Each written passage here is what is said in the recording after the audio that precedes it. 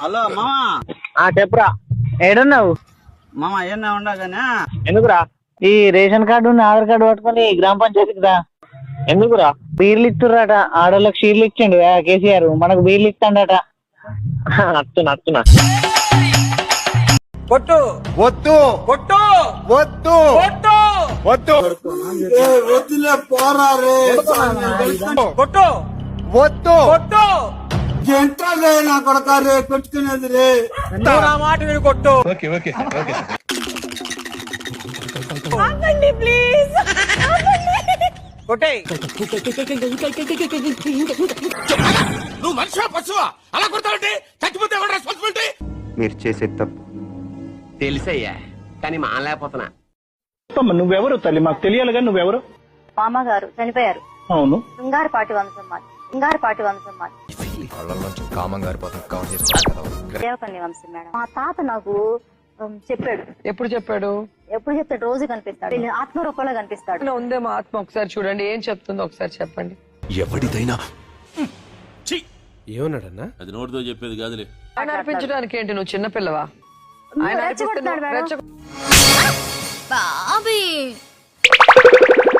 రెచ్చిపోతావా? ఇది అవగాహన.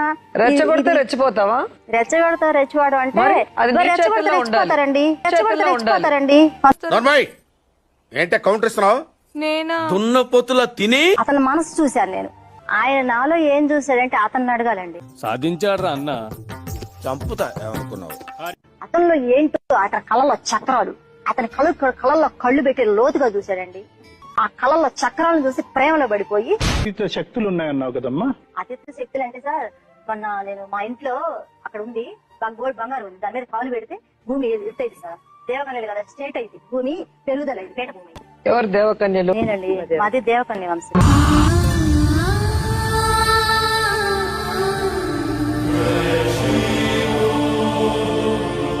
Okay second అండి.